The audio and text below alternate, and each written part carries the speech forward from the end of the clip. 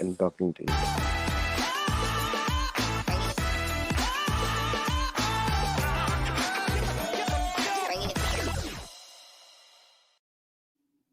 Namaste viewers, welcome to Jaipur Dialogue USA. Now what happened? Why are we having this problem? Namaste viewers, welcome to Jaipur Dialogue USA. Now what happened? Why are we having this problem?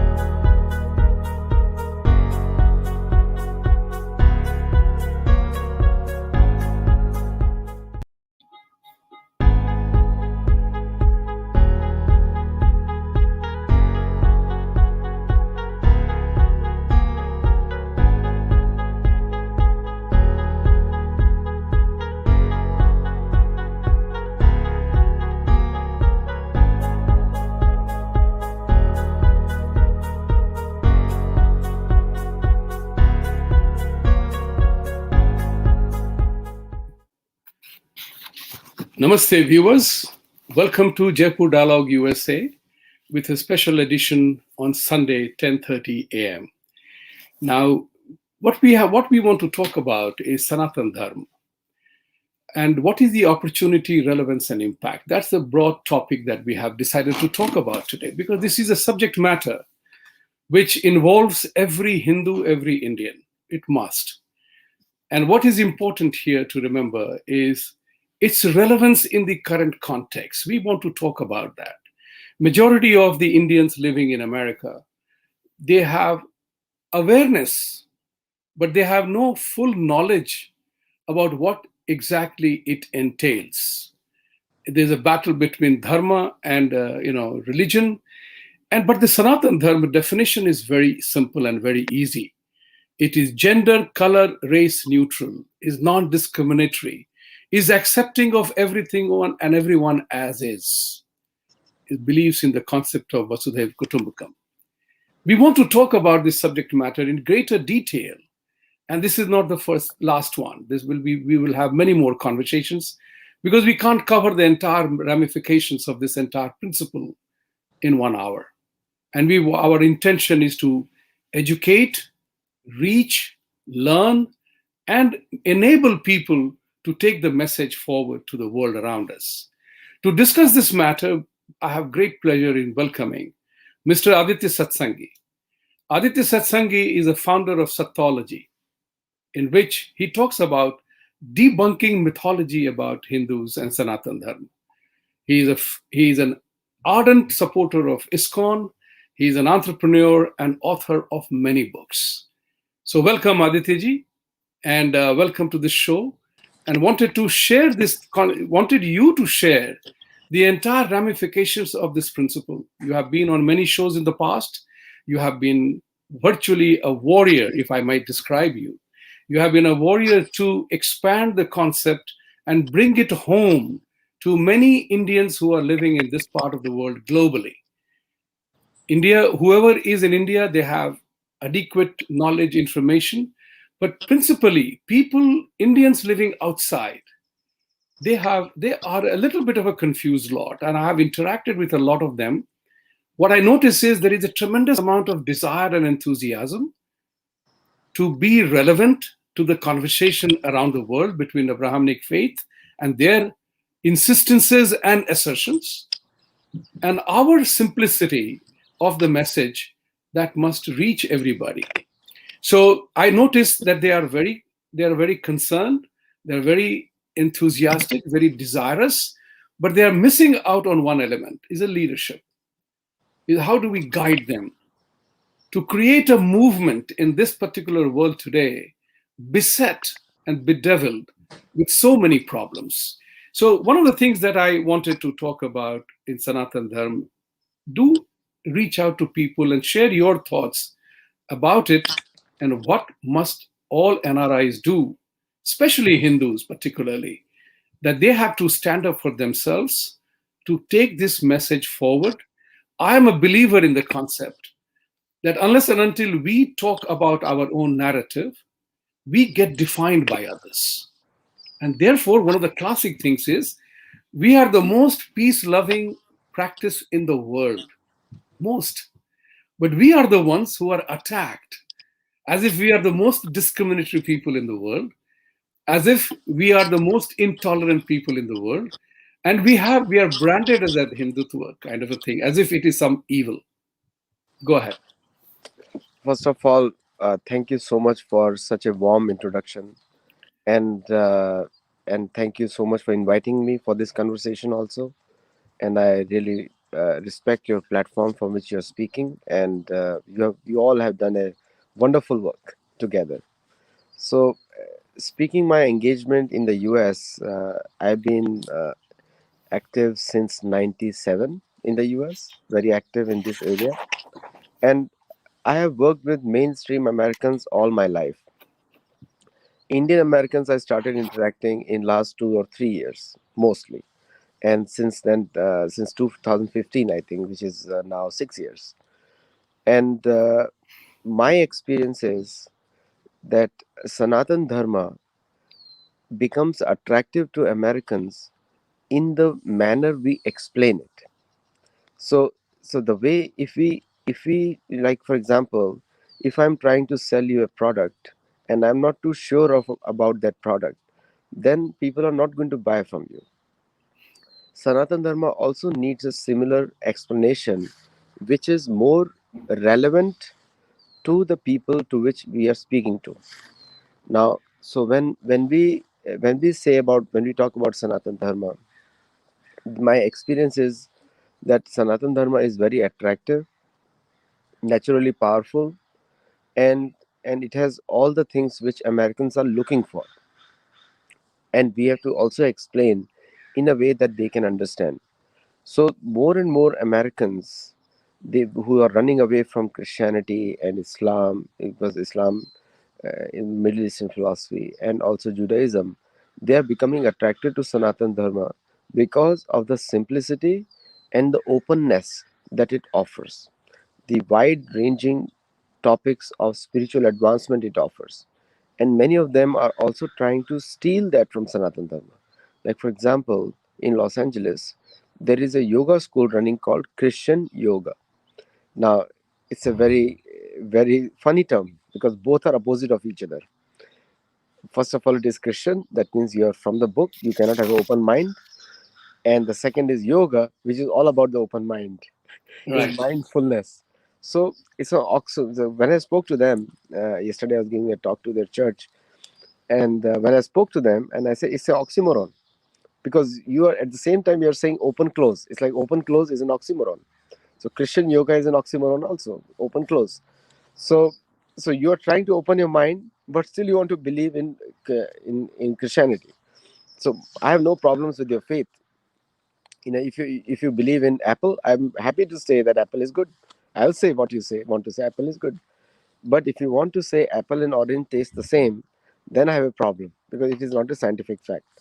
So so my contribution to this our culture has been Sathology word, which is a antonym of mythology. That's what I've contributed, because over the years I thought that the mythology word, and even Christians don't like the word mythology. They don't like, because they always say Jesus was real. And Right. but we all know it's a mythology. We all know because there is no established fact about it, and many Christians are questioning it also. But to respect for them, because any faith is at least a good faith. But a man without faith cannot survive. So I say you can have faith in a stone, you can have faith in a rock. If you're stepping next step on your foot on the ground, that means you have a faith. So so some faith is good, so you cannot say that you don't practice anything. But I say, if I give you something better, will you take it? And that's where it starts. I will stick to your question. So my experience has been Sanatan Dharma is very widely respected, depending on the person who explaining it. That's a very important one, and that requires, depending on who is explaining it, the explainer must know enough to explain, That's right. right? So, in from that point of view, it is important to know that what is the level of education. This is a very critical thing because in India, while I was a student here, there nobody taught us the concept of Sanatana Dharma or Hinduism in the manner that we are discussing today. So, Yes. viewers, before I want to indulge in a home housekeeping thing, please like, share, subscribe to Jaipur Dialogues and Jaipur Dialogue USA, and also subscribe to Sathology channel, because that's very important, because the truth can come from anywhere. You may like from any place. That's something that appeals to you. So join Sathology club, join Sathology YouTube channel, and learn more, because learning is key to moving forward. And what Aditya ji said very correctly, who is explaining it? So that is what is important. And I have been explaining it to the to the American audiences, and each one of them tells me, why the hell don't you tell us about yourselves? And you are right, Aditya, because people are asking for, in my impression of things, he, it is important for us to spread the word. If we do not spread the word, nobody else will. And what is important here is that Sanatan Dharma has a scientific base to it, because it's all about nature and life in nature. Abrahamic faiths are a textbook prescription. So, as Aditya ji mentioned earlier on, that if you're following a book, the whole concept of freedom of religion, for example, freedom of religion, I have asked my Christian friends that, does freedom of religion exist as a political tool, or is it indeed an spiritual value? Because freedom of religion is actually to practice whatever you believe in. But if you say Jesus is the only way or Allah is supreme, that means my freedom is gone with the wind. That is where you begin to engage in a conversation. It's not about arguing or proving something wrong, but it's only saying, like I say to people, if you find your solace and your belief and your inspiration from Jesus, good for you. But don't tell me I'm wrong if I'm a believer in Krishna. That's the point which I'm trying to make. So, Aditya, going forward, there are a lot of topics to talk about, but today I wanted to focus on a few things, which is in the minds of many young Indians and older Indians and Hindus in name only, because we have never been prescriptive in our narrative. We have never said this is the only way, because we say you seek your own path. But does it become a challenge? Because people look for direction, leadership. It's a common feature of the world, which is what Abrahamic faiths do. They provide a leadership, as they call it, shepherding the herd. How do we inculcate that sense in people to learn about Sanatana Dharma? What does need to happen? Thank you so much for this good question, Vibhuti ji. Number one thing is shepherding the herd is a very derogatory statement. Yes, it is. That means you're assuming that your followers are like sheep with no brains. Correct. Number one, Correct. and you can also, you can, when you say you're not acting with brain, that means you're like an animal. So shepherding the herd is for non-Israelites and also the people Gentiles. Gentiles is a racist term which was invented for people who do not ascribe to the one book culture, and Muslims will call them kafirs. That is one there. Secondly, you have touched upon a very important point here. See, the first of all, you have to know what you are speaking. The Sanatan Dharma begins with Harinam, Swadhyay. There is a wrong conception amongst the Indians, and that is not approved by the Shastra. Shastra doesn't say from Gyan comes Bhakti. It's a reverse way. From Seva comes Bhakti. Seva. So, like what you are doing, you have done all your life. When you serve, then you start gaining Gyan, because our process is based on experiential science. It's an experiential science. Yoga is not a philosophical term. It's an experiential science. Like for example, when you do pranayam, and in the pranayam, when you do pranayam, you are actually experiencing the power of managing the movement of air within your body. And when you do that, you increase your ayu, or the lifespan. So this is the very scientific process. The second aspect is the learning the principles of Shastra. The see, just by reading or remembering some shloka, you do not learn Shastra. It's a very simple thing. Like for one very simple saying is yad yad acharati shreshthas tat tad evetaro jana. Yeah. See, whatever a great man lives and performs, the common man follows. This is the line in Bhagavad-Gita. Now, here Krishna tells Arjun that if you think you are Shrestha, then you have to set a good example. Lokas tadanovartita. He says about himself, he says, if I do not set a good example, the common men will not follow even me. So when even Bhagwan comes down here, he focuses on karma. So karma leads to dharma, and dharma, before dharma, your seva karma leads to jnana.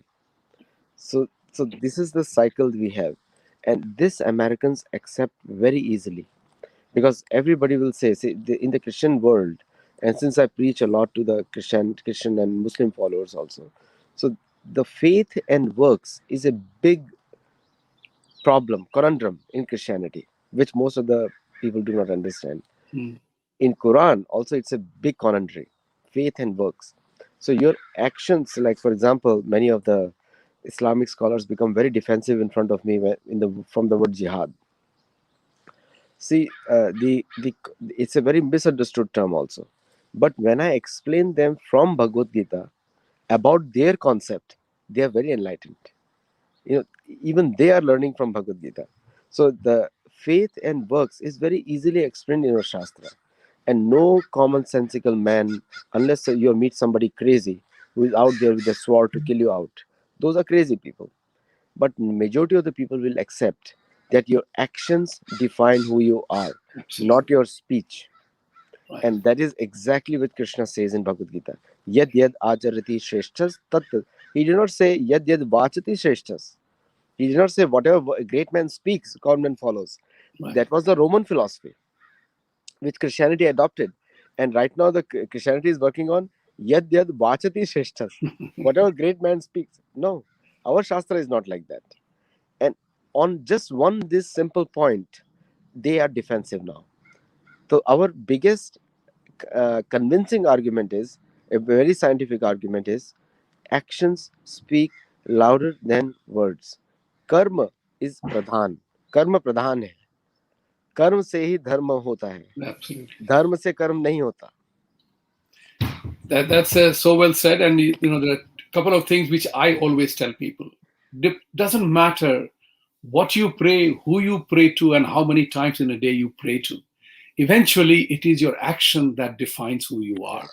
That is the mool mantra of mine, which I share with people. And I gave an example. I gave an example to a friend of mine who is of Islamic faith. He asked me this question: you guys worship so many gods, you don't have any requirement for prayer as well?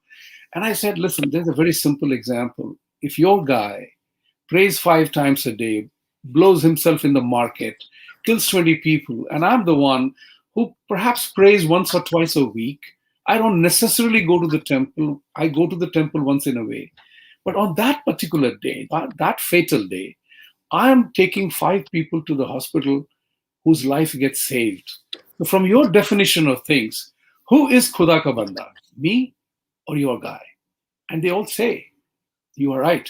You are Khuda ka banda. So I said, that's where it is important that eventually it is our action that defines us. For the purposes of today's conversation, I wanted to, we are a lot of people who are watching, they want to know more. They want to know more. They want to be guided. I won't say they want to be herded. They want to be guided. They want to know where to read, how to imbibe, and how do we take the message forward. It's not about vad vivad, it's not about argument, it's about making inquiries. And I have been telling people that get engaged, get to know yourself. And I remember 1983, October, a conversation in Bangalore when a very famous management consultant from Harvard had said that Indians do not need to go to Ivy schools in America to study management. Management and life lessons are all there in Bhagavad-Gita, Ramayana, and Mahabharata stories. You learn from there. So go, don't read, study. Study them, and your life, the quality of your life will become better. But this brings to a frequently asked conversation, accused of. If you look at the modern landscape, there is an attack on everything, as I call it, things Hindu, things India, right? So, one of the things is caste and caste issue. And this is one of the things which bothers. And as you may be aware, in many parts of California, they're making it as a national issue today. There have been discussions in Santa Clara, even in Los Angeles, school community talked about this for hours. Share your thoughts. I have my thoughts, and I don't want to say it here. I want people to hear from you the definition of caste, and then I will tell you my definition of caste, which I have shared with many Americans. It is funny, but it drives home a point. Go ahead. Caste and Varna. And at what point in time did Indian society get afflicted with the disease of caste? How did that entire definition happen? This is a challenge which most of the people say, that's how it has to be explained. Before I talk about it, I'll just want to make a point on the Muslim that you said. Most of the Muslims who tell you that you don't have prayers, requisite number of prayers, or you don't have a system of praying, they are actually guided by the jihadi thought coming from Wahhabi school. It's a negative propaganda against Hinduism or Sanatana Dharma. In fact, Sanatana Dharma has a prayer of Kirtaniya Sadahari. Our system is 24/7 prayers. So even if we are doing a charity work, then also we are praying and doing it. That's how we make it a karma. Mm-hmm. Now, coming back to the caste system, uh, Kastha, if somebody asks me, do you have a caste system in Hinduism? Now, first of all, you have to understand that the person who is asking you has already made up a mind to denigrate you, humiliate you, because it is a very racist question to ask. You can sue them in courts also for that, because the word casta is coming from Portuguese. It means a class. So caste system never existed in India. It's the Portuguese class system or the Spanish system. So if somebody asks me that question, I say it's a Spanish in origin, Portuguese in origin. Ask them.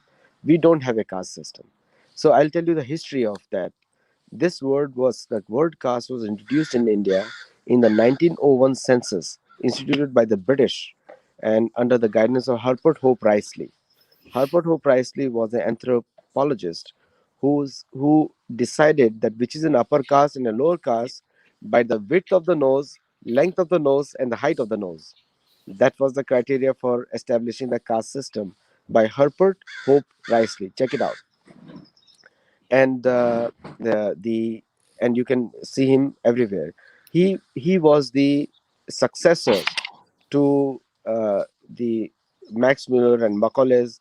Max Muller and Macaulay's made the work in 1838, 1888, early 1900s, and Herbert Hope Risley came to install or formally introduce caste system in India.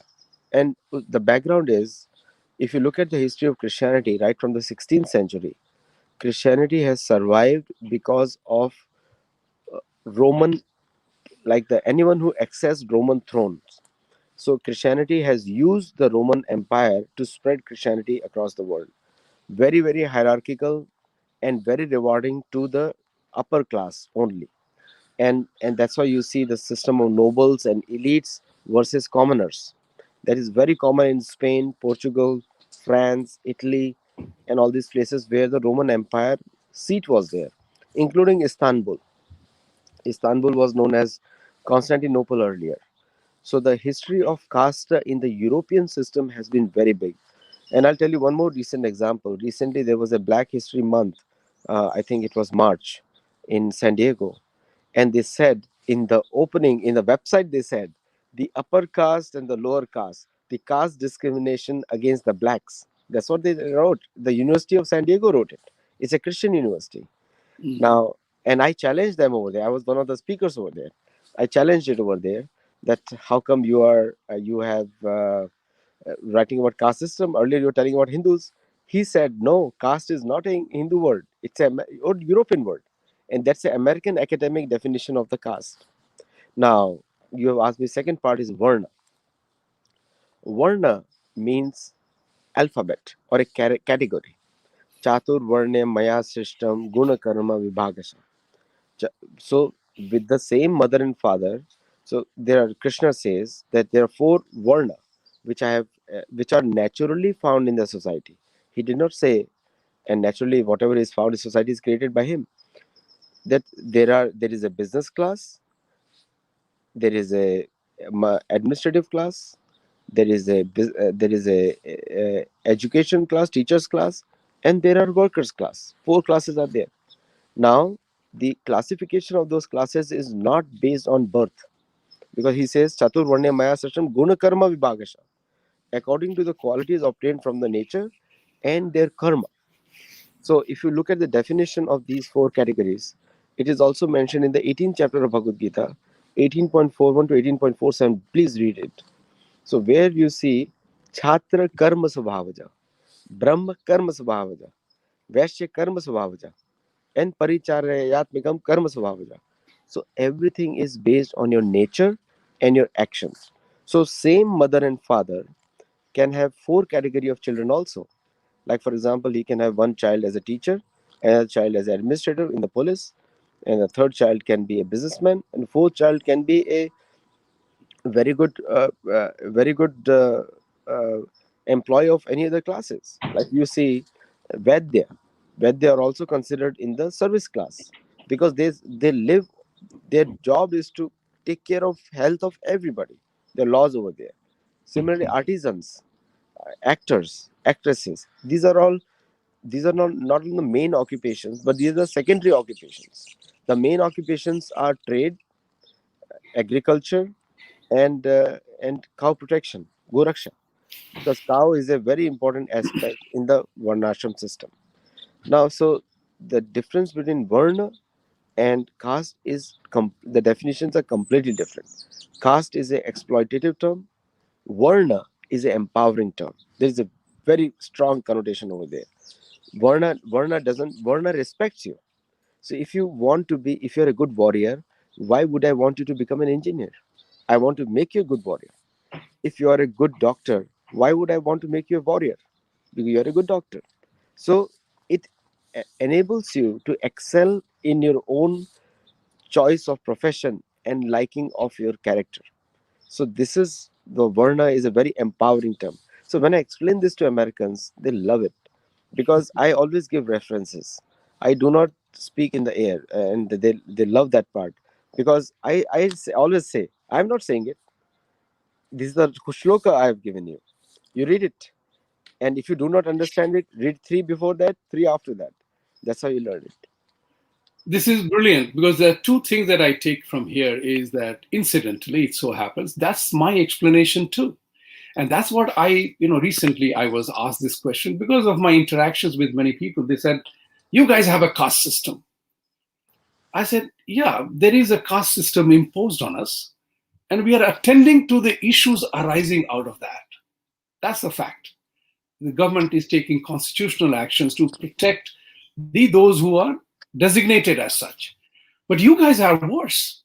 And I engaged them in a conversation. I said, but you guys have not only a caste system, but you also have a racism in your country.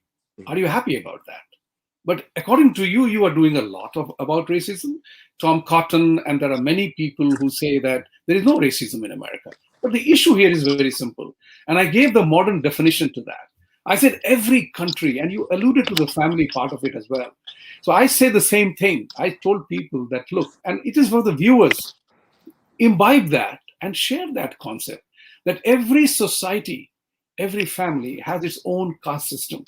And let's define it in that manner that everybody from prime minister or presidents to the lowest level of government worker who are in the government, who are governing, who are laying down rules and regulations and laws, how the society must run and administer itself, those people are the modern Brahmins. You have it there. It's not a caste based, it's a profession based. Likewise, from the armed soldiers to the bodyguard, to a bank security guard, to a guard in a gated community, they are meant to protect and defend the assets and life, and in the process, they could sacrifice their lives. So those are the modern Kshatriyas who are willing to give their life to protect and defend an asset and life.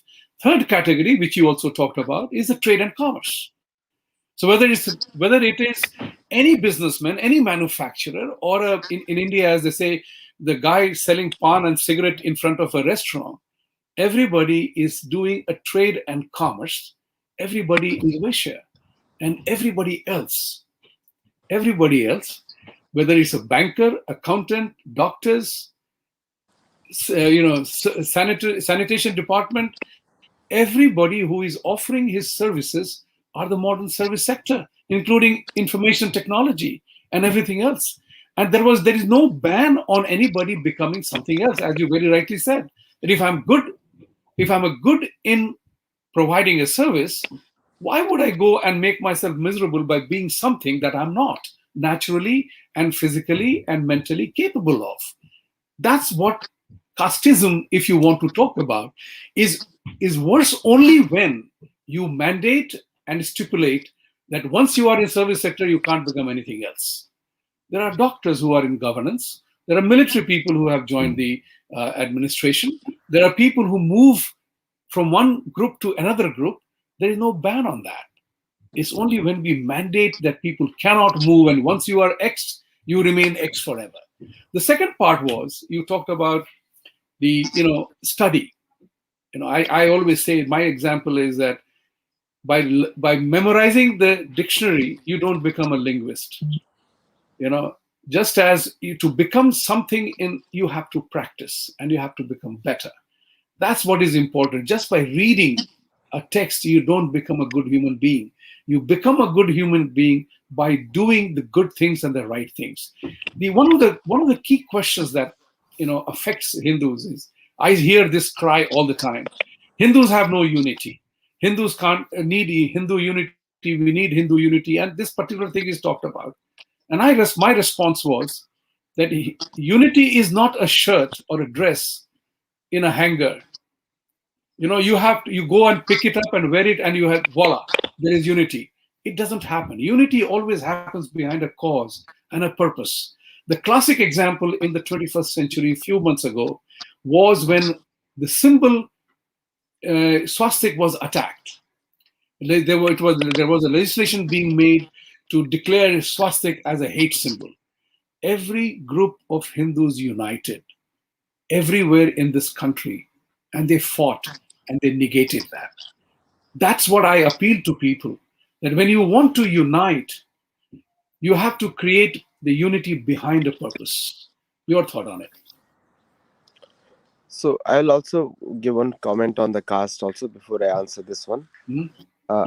Number one is, if when anyone who's accusing in California, a simple answer to them is abolish all positions. Caste means positions and class. So senator, everything should be resigning. Everyone should be resigning. Everyone will become a commoner. That means we are introducing communism. Right. So they will not do that. Secondly, they should not take money from wherever they are being funded to speak against Hinduism or Sanatana Dharma. They will not do that. So for them, foolish people, I rather keep quiet and just put a lawsuit on them. That's very simple. In a way. Very simple. There is a foolish people, you don't have to argue much, because Murkhanu Upadesh kabhi dete nahi hai. That's We right. never give Upadesh to Murkh people. Right. Now, coming back to this question that you asked, the unity. Now, the unity is the nature of this world. The word unity, or unos, from Latin, come from ek. Un means one before.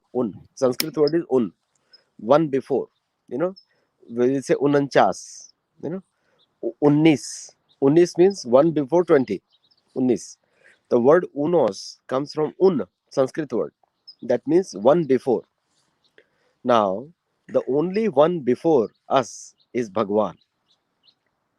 So the word unos means Bhagwan. The word university means a place where you learn about Bhagwan, unos, that one guy. So Latin and Sanskrit are very closely connected. And all my books, I've written 7 books, but all my books have that connection. The Latin has come from Sanskrit, which even uh, all the scholars accept also. Many common words are there. We'll have a different topic conversation on that.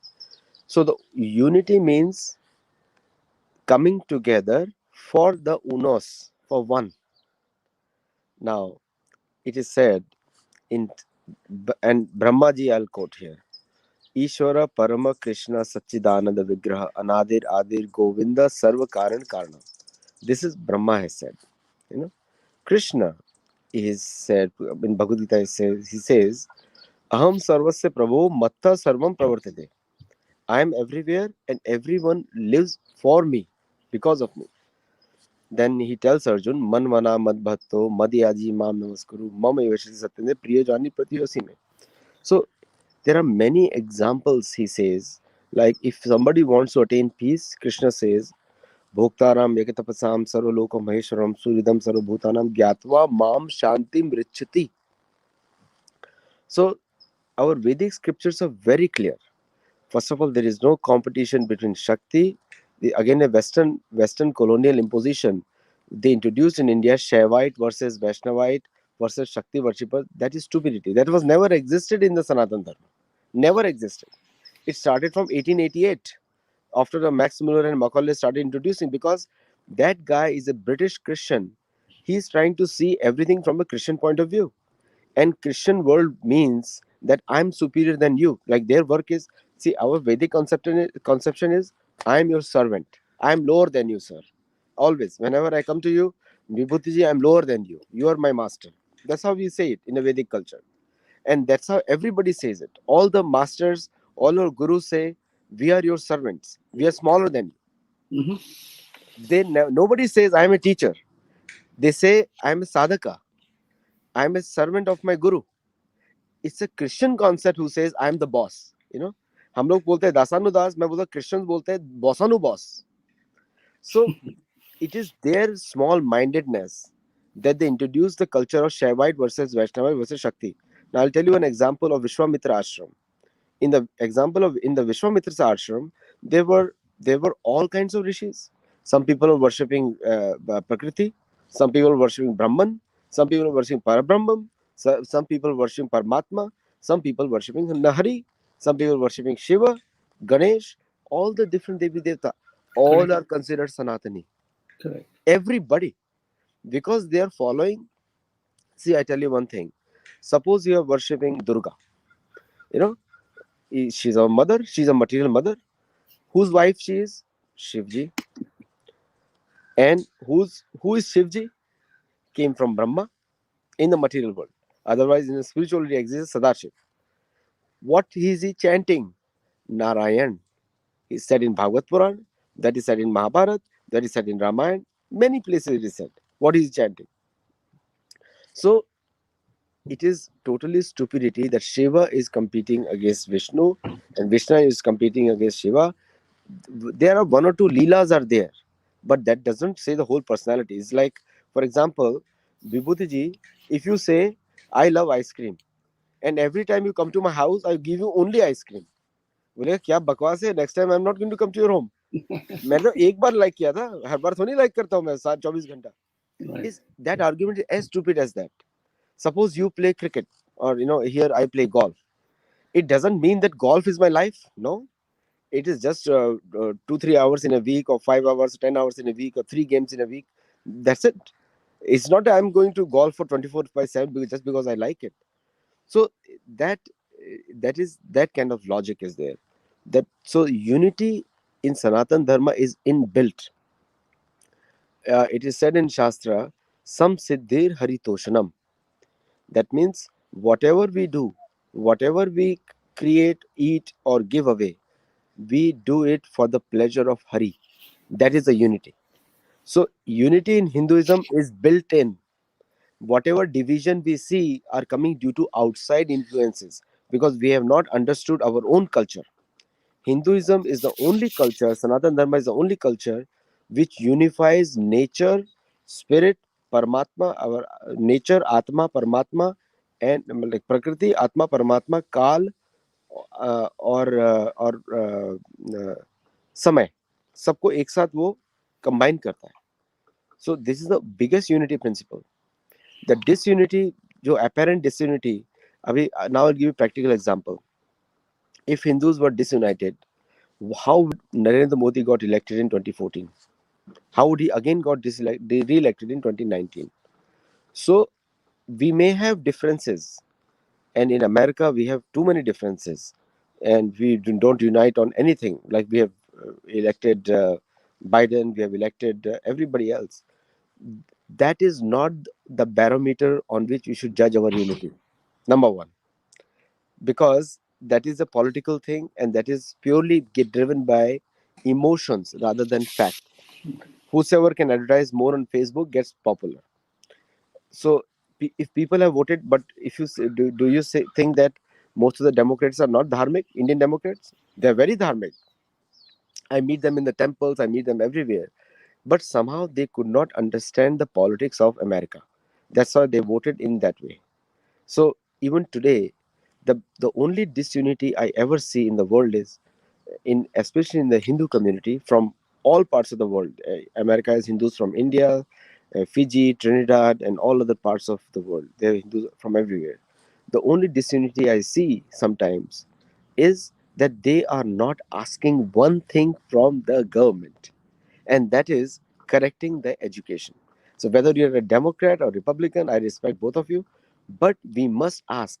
Our textbooks need to be changed, our identity needs to be established, and the Christians and Muslims must respect our faith, and Hinduism must be considered on par with Christianity and Islam in North America. There is an institutionalized racism against Sanatan Dharma, which we must challenge. That is a single platform of unity that we must ask, and we are not asking, and that's the disunity. That's so brilliantly put in terms of unity. There is an element of philosophy, there is an element of reality, and then there is the brass tacks. Because we have to remember one thing, that in the world is remarkably imperfect, and people want to control, manipulate. These are classic human behavior, classic human sentiment. Those people who are able to rise above them, they become people like you and many others, because you have studied and you can speak with authority and confidence. But at the soldiers level, at the ordinary folks level, as the saying goes, is that what they must do. So unity of God is one, oneness is great, everything is fabulous. The point of the matter remains is that when you are hit at individual levels. So, for example, since you brought in the element of politics, and that is important, as the saying goes, that academicians may have called the systems as monarchy, democracy, socialism, and communism. In reality, the systems are controlled, manipulated by a select few in every system as it exists. How does one, how does an ordinary Hindu working here, an Indian working here, create that sense, particularly when people are mostly struggling to make two ends meet or lead a life? So there is a thing called system. Like in the US, we are used to stopping at 2 o'clock in the morning at a stop sign. A system has been created. How does, how do we create the system where people begin to participate? One of them is education, indeed, and that education thing demands to be rectified in India forthwith, as the saying goes, as I believe in. People have to learn. In this part of the world, seeking equality. Now, that's a very interesting word, because I thought, in my impression, and tell me if I'm wrong and where I'm wrong, is that you can't have an equality on everything. People like to govern the things the way they are. San Diego weather is different, New York weather is different. We can't say there has to be equal temperature everywhere. It is a difference. So my thought process is that we have to begin to respect individual differences. It's not tolerance. It is respecting individual differences and accepting of others as they are. And I'm very happy you made the mention of the fact, because this is what I have shared with many people. I think may have shared with you that we Indians are a very respected and liked immigrant community in this country. We are hardworking. This is what a senator once told me. We love you Indians as immigrants, right? You are hardworking, you are professionals, you have family values, you take care of your children, you are least problem from a law and order perspective, apart from the rare white collar crime or whatever. You are a highest median income and you ask for nothing. You you talked about that we ask for nothing. It's time for us to build our respect and clout by demanding in the democratic setup and a sense of equality, a sense of equal treatment instead of being attacked. Your thoughts? You mentioned very important points, and I gave the definition of unity. See, there is a mantra. See, we have to learn from our Shastra. They are not mythology, number one. They are sathology, number one, because they are truth, science of truth. Now, very one important line is there. You'll see in every temple. Om Purnamada Purnamitam Purnat Purnasudachite Right, Purnasya Purnamadaya Purnam Eva Vashishite. right. Very common Yajurveda. It's from Yajurveda called Sri Upanishad. Mhm. It's a 40th chapter of Yajurveda, 40th or 41st. Now, this mantra says, whatever incompleteness you experience in your life is because of your lack of connection with Om. Om says Om Itye Kakshara Brahma. Krishna says in Bhagavad Gita, I am Om. He said, when you say Om, it's me. Yes, I it's put, me. you know. So now the three aspects mentioned in Bhagavad Gita. Even the intelligent people, Pavanani Manishana, Yagya, Dan, Tapa. These three actions are there. Now, and then fourth is Swadhyaya Abhyasanam, Chaiva. So four aspects are mentioned. So Yagya. Now I'm saying what can be done so that the Hindus feel strong and they can talk forcefully amongst, Narendra Modi is not strong because he can win votes. Narendra Modi is strong because he follows all these four very strongly. Right. People do not know that. Mm. Yagya, the biggest yagya in the planet is Harinam Japa. Shivji also does it, Durga also does it, everybody does it. Because everyone has one caretaker. Unos. Remember Unos? If Yeah. any Mexican is watching. You know? So it comes from Sanskrit. So yagya means japa. In Bhagavad Gita it is said japa yagya is the best. Japa is the best yagya. Dana, charity according to patratva. Like we should give our wealth to according to qualified people. Not for personal, not for personal favors, but to qualified patra. Patratva is very important. Third is tapa, some kind of austerity we need to do. Now, these three things I'm not asking you to withdraw from daily activities. All these three, you can give 30 minutes a day, 20 minutes a day. That's enough, whatever time permits. But this is important to do, at least begin. Now, this will give you enough energy to fight with all kinds of nonsensical people. Now, I'll give you example of Christians and Muslims, both of them. They may not follow our philosophy, but they regularly attend talks about for their own preachers, and they regularly engage in swadhyay of their own scriptures. So the Quran is guiding the Muslims, Bible is guiding the Christians. Hindus are relying on secular literature. They are relying on them to tell them what they should do, Right. and they rely only on the Western education system, and that's why they're weak. So we have to now swadhyay abhyasanam. Now Hindus have to do yagya dan tapa, very easy. You can do every day, very simple, and also learn about your own history. You have one book which is very important, which is Bhagavad Gita. Just one. Right. Just simply, I have read many scriptures on them. I have written many books also on those, but the one book Bhagavad Gita is enough, and that is such an important book that was banned in by Mahabharata was banned by the British, because anyone who reads that book, follows that book, will actually destroy all kinds of anarchist system. All the other systems are anarchist. They don't recognize Bhagwan. Like our Right. philosophy is Isha Vasyamidam Sarvam Yat Kinchit Jagatam Jagat. Their philosophy is not that. Their philosophy is Artha Sanchayan. Hook or crook, make money, acquire the land. What's That's in what they it for believe. me culture? What's in it for me culture? Right. Yeah, the entire corruption in India came from there. Right. Entire corruption in India is because of the European caste system. That is the basis of corruption in India. Right. The feudalism was not existing in India Right. because the land was always considered the property of Vishnu. So even the temples that we make, the deity is the owner of the land, not the temple. So the deity is a person over there in the temple, which is the owner of the land. We are made to forget all those systems. We have been told, and we teach our children the same nonsense that we were learned. It is the time for rewiring our brains and rethinking it in the right way. Otherwise we will lose the battle. And one thing is, I am always sure Sanatan Dharma always wins because it is protected by Vishnu. Many of the followers of Sanatan Dharma, which are current followers, may not follow what it is written, but I will gain new people who will actually follow, and Sanatan Dharma will be protected by them. So Look, it is we live our in a world. We live in a world where imperfections exist. Right now, you made a mention, a very positive mention you did, and that was wonderful.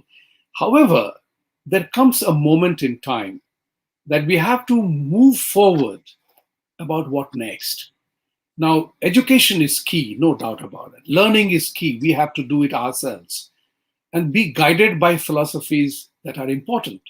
But as our common friend Sanjay Dikshitji talks about, and very, very, very, very strongly with justification, all religions are not equal, very right? beautiful. Yes, yes. Right? He has established that fact. The question here is, how do we make that narrative to the people who are so regimented in their belief that they can't look beyond the book? And that's what is important. That when I say that, I tell them very simple, I have no problem, absolutely none whatsoever. If you find your solace and peace with Jesus or Muhammad, go for it. But don't tell me I'm wrong in my prescription or my leading my life. So, given the time constraint we have, we can't be talking. We can talk for all time long. We both of us can do that. The question here is at the practical level, when the rubber hits the road. In management training, we say you can go to a training program, get an emotional high, but when you go back to your desk, you are the same old rat. Punah mushko bhava. वो कहते नहीं है. My thought process is to take it forward, taking it forward. The individuals, how do they get motivated to do this? Is it the threat that motivates you, or the inspiration that motivates you to be better? Where will you make that distinction? Very nice question. Very, very nice question. Thank you. Actually, first of all, I'd like to give my gratitude to Sanjay Dikshit ji. He's a very respected person, and he spoke on Sathology channel on all religions are not equal. Very nice topic he chose. Right, Now, very good question you said. Threat doesn't inspire anyone because threat creates fear. right, In fact, all the Abrahamic faiths are suffering right now because of the threat. So they are not living lovingly, becoming devotees of their gods or their books. You know, Christianity was forced upon people. There were crusades over there. Islam was forced upon people. If you look at the history of Persian Islam, and Sanjay Dikshit ji is much more worse than me, but if you look at the history of Persian Islam, I wrote in my first book, they created a brand new version of Islam called Ajami Islam in Persia. This hated Arabic Islam so much, and according to Arabic Muslims, Persian Muslims are kafirs. Can you hear me? Yes. According to Arabic Muslims, Persian Muslims are kafirs. yes. According according to Arabic Muslims, Pakistani Muslims are kafirs, and Indian Muslims are worse than them. So according to Arabs, okay. So threat has never created any good uh, dharmic person. So now coming to Sanatan Dharma persuades you, motivates you, and it gives you impetus to do good karma. So that is loving, and the Sanatan Dharma explains that Bhagwan is all loving, all caring, and he is a friend. You can have him as a friend, as a lover, as a neutral person, as any relationship that you want, you can establish with Bhagwan. So Sanatan Dharma is the in fact the Sanatan Dharma's another word is prem. Sanatan Dharma is prem, like it's actual love between a soul and Paramatma. So if you see Sanatan Dharma as an expression of love, care, feeling, and emotions, then it completely transcends any other ideology of the world. Bhagavad Puran calls all other ideologies other than Sanatana Dharma as Kaitab Dharma, means artificial faiths. So definitely all religions are not equal. Sanatan Dharma is the dharma of the soul, and it is the first dharma. When a child is born, he is already a Sanatani, but we pollute his mind with some kind of Kaitab Dharma and destroy Mhm. his identity. Yes, Vibhuti ji, please. Yeah, thank you so much. I mean, we are out of time, but there is one last question that I wanted to, that burns in my mind all the time is that you always learn from others, learning from. So, what do I learn from Islam and Christianity? What I learned from them is that they have created institutions and they have created followers. In Uh, our practice, somewhere along the line, did we forget to create an institutional framework? And is this the absence of institutional framework leaves us homeless? But kahan jaun? So today we are talking about go and study Bhagavad Gita. Study. There is a difference between reading and study. But study will come once you start reading it. Dive deeper. So as a swimmer, to draw a swimmer's analogy, you learn diving only after you have perfected the art of swimming, right? Where does the Hindu society, the Sanatani society, lack the ability to have created institutions that people could go to learn? Yes, there is Gurukul system, there is ISKCON, there are other institutions there, but we got annihilated under the thousand-year rule. And what bothers me is the fact that you refer to 1901 census. Look at 1941 census. There were approximately 150,000 British in the country, plus women and children. They ruled us millions, using our resources, our people against us. Think about it from that point of view. That is a moment of shock for me. Oh my God. It was not that they were million, they were 150,000 and odd, and they ruled us. So, despite all the knowledge and wisdom that exists, does it make people suspect about themselves? Is it the self doubt that is preventing us from thinking that our literature, our teachings are strong enough and good enough to withstand the barbarian at the gate? And for us, it is important to understand the concept, Atiti Devo Bhava, for example. Yes, Atithi is God. You treat them as God. But if you have a barbarian at the gate who is trying to slit your throat, that's not the time to offer champagne and gulab jamun. He will take those two and still kill you. How do we make that knowledge awareness create in the ordinary people who have to live a life? okay, number one thing is Christianity and Islam are destroyed by the structure itself. Number one, Vatican has actually destroyed Catholicism, has destroyed Christianity, and the Christians whom I speak to, they personally would like Vatican to disappear because they don't like it. So, organized religion is a curse on the human society. Only the government should be organized, not a religion. Now, Sanatan Dharma, in its natural form, is open for all. Anybody is welcome. Everybody can come in because it doesn't have an organization. Now, the implementation of Sanatan Dharma has an organization called Varnashram. Sanatan Dharma is implemented through Varnashram. So, Varna and Ashram system is the organized aspect of Sanatan Dharma, and which the British, what they did is very intelligently, Max Muller first destroyed Varnashram. Right. And because they destroyed the Brahmins, then the Kshatriyas were unprotected. The Kshatriyas don't have brains, they have body, but not brains, most of them. And then the real ones, they would just want to fight. Arjun was only interested in fighting. He said, okay, send me there, I'll fight it, I'll kill those people and bring it back. Kshatriya's nature is different. So British first destroyed the Brahmins. Islam first destroyed the Brahmins because they knew they are protecting the Varnashram. Namo Brahmane Devaya Go Brahmanetaya cha Jagadhitaya Krishna Govindaya Namo Namah. So Brahman is the most important aspect of human society because it is the brain of the society. And I'm not talking from the birth. I'm talking from the qualification. Karma part of it. You are talking about karma part. Karma, who is Yeah. educated, Right. who knows, who practices in his own Right. life Right. what he teaches. Mhm. So the Sanatan Dharma is inherently organized in Varnashram. But the organized religions are all political seat of powers. We all know Christianity took over the Roman power. Islam took over the prevalent dynasties of Jews. Islam did all their major temples on the Jews' temples and the Christian temple churches. And then later on, they took it on the Hindu temples. They built every single mosque in India is built next to a temple. Every single Right. mosque or on the temple.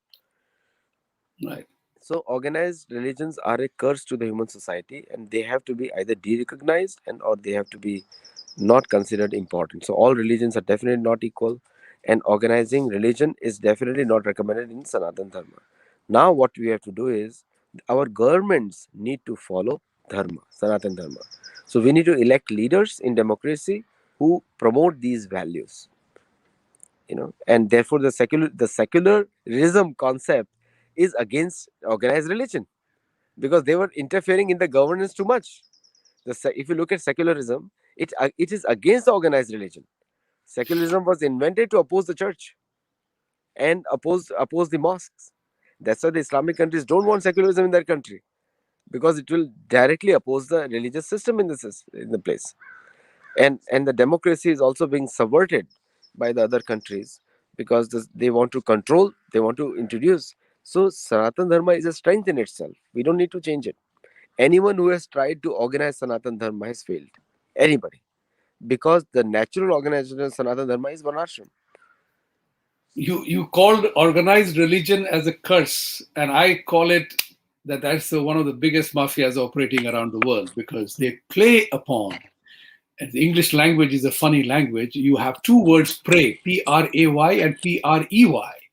In one, you are praying to God; other one, you become a prey to the prayers to So the organized religion. secularism was invented to stop them from interfering in governance. That is the word secularism invented. That's why religion and religious interference in governance is the worst kind of a thing that can happen to you. That's. But the final thing that I wanted to touch upon is also a very important thing is readiness. Readiness. So where did this concept of ahimsa, that Hindus are non-fighters, not brave, we are ahimsa ke pujari, and I always say this at a practical level, whether you are vegan, vegetarian, or ahimsa ke param pujari, if you are attacked, if your family is attacked, you have to rise and defend. You have to be in a state of readiness to do that. That's what we are trying to talk about today, is that how do we arrive at the state of readiness to combat? These are realities. The rubber hits the road. What do we do then? Like, you do not become a good driver because you memorize the driving instructions. You do not become a good linguist by memorizing a dictionary. You don't become a good human being by reading great quotations. The question is that we have to imbibe those values in us. And that's what is important, that how do we imbibe the value? And the biggest thing is education, education, and education, learning, learning, and learning. So one thing which I wanted you to comment finally is that there are a lot of attacks on Hinduism, political attacks. You brought in the subject matter of politics, because politics, society, technology, economics, they all go together. They are intertwined. Nothing is isolated. The impact and implication of each one is, in a proportion to their usage. So, for example, in 1991, we used to pay $3.50 for a call to India. Today, the video conference globally is possible for free. So the question is, the political attack that happens, how do we defend against that? That is the crucial thing, that manipulation. Right? Secularism is great. It's a concept introduced to stop religious interference in the governance. But in secularism in India, is that only it applies to Hindus but not to others. How do we correct that scenario? So secularism is primarily meant to avoid Christianity or a church to take over the power. That is the main Mhm. purpose of secularism. It's not against Sanatana, it's against Christianity and Islam. Both of them destroy people. Now, coming back to the point which you said, the uh, so first of all, the dharmic concept is we are neither left nor right. Both are extreme philosophies. Left ignores God, and right becomes creates violence in the name of God. Both are wrong. We are dharmic. We are in the middle. See, understand one thing: the life is all about gray. There is not a single character in Ramayana and Mahabharata which will say white or black, especially in Mahabharata. All the characters in Mahabharata are in gray. There is some good in them, there is some bad in them, Right. all of them. So what we have to understand is the life in Kali Yuga is especially gray, not black nor white. So just being a proponent of violence makes us stupid, look stupid. Or just being a proponent of non-violence. I have a joke on Mahatma Gandhi. Mahatma Gandhi said, if somebody slaps my right cheek, your left. I said, I'll give Mahatma Gandhi's cheek to you. You keep on slapping him, left, right, left, right, left, right. Do it as many times you want. Because I don't have that philosophy. Right. My philosophy is Bhagavad-Gita says, Yuddhe che apalayanam. Shriti Daksha. So I have to be a Kshatriya needs to be an expert, has to be powerful, has to be resourceful, and he has to be controlled in his senses, and he has to never show his back on the battlefield. That's our thing. That's why you'll see. So the Indian city people are the most confused people, not Indian villages. So people from the Gaon, they are very pakka. Therefore, Indian army never recruits from the cities because they'll be always confused what to do, because they are taught in the convent schools and gone through some stupid secular education, and therefore they always.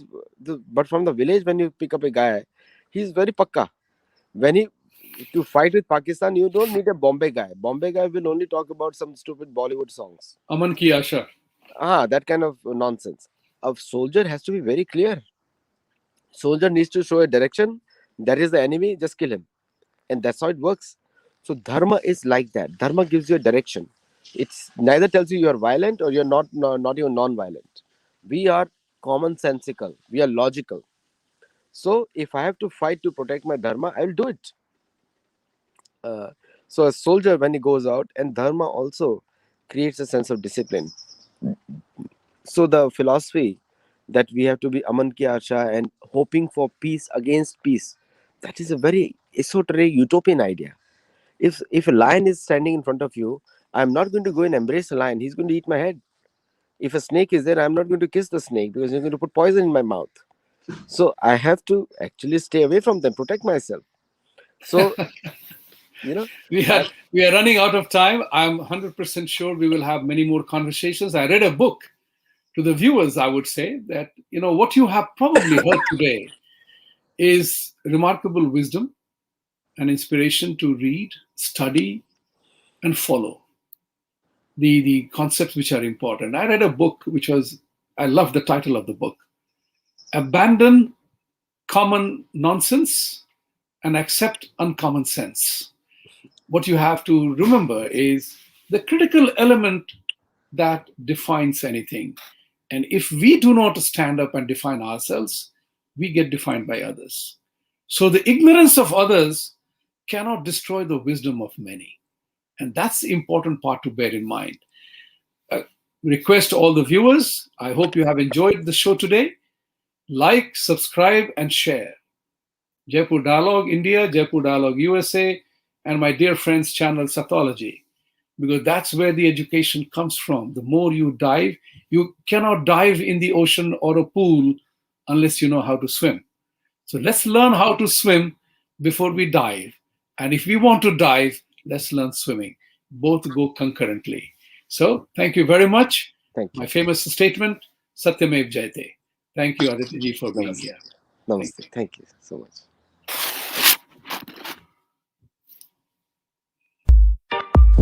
Press the bell icon on YouTube and don't miss another update.